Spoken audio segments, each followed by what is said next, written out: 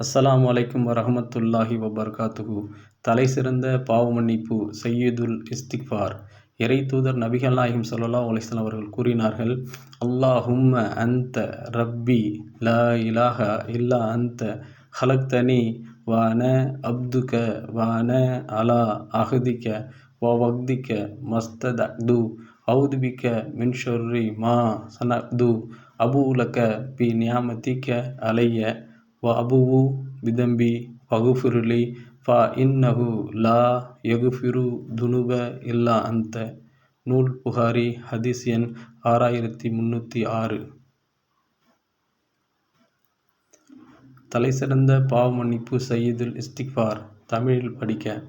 அல்லாஹும்ம அன்த ரப்பி லா இலாஹா இல்லா அன்த ஹலக்தனி வ அன அப்துக வ அன அலா அஹ்திக வ வக்திக மஸ்ததஅது அஊது பிக மின் ஷர்ரி மா ஸனஅது அபூஉ லக பி நிஅமதிக அலைய வ அபூஉ லக பிதன்பி ஃபக்ஃபிர்லி ஃப இன்னஹு லா யக்ஃபிரு துனூப இல்லா அன்த என்று ஒருவர் கூறுவதே தலை சிறந்த பாவ மன்னிப்பு கோரலாகும்.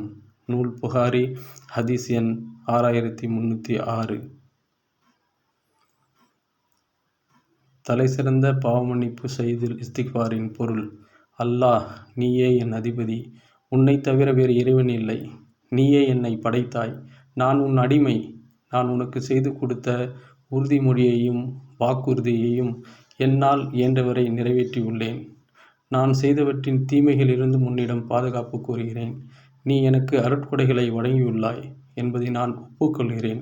மேலும் நான் பாவங்கள் புரிந்துள்ளதையும் உன்னிடம் மறைக்காமல் ஒப்புக்கொள்கிறேன். எனவே என்னை மன்னிப்பாயாக, ஏனெனில் பாவத்தை மன்னிப்பவன் உன்னைத் தவிர வேறு எவரும் இல்லை. நூல் புகாரி. ஹதீஸ் எண் 6306.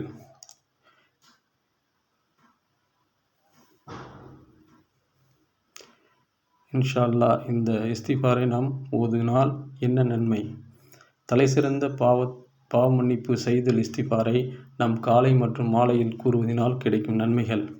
இறை தூதர் நபிகள் நாயகம் ஸல்லல்லாஹு அலைஹி வஸல்லம் கூறினார்கள், இந்த பிரார்த்தனையை நம்பிக்கையோடும் தூய்மையான எண்ணத்தோடும் பகலில் கூறிவிட்டு அதே நாளில் மாலை நேரத்திற்கு முன்பாக இறப்பவர் சொர்க்கவாசிகளில் ஒருவராக இருப்பார்.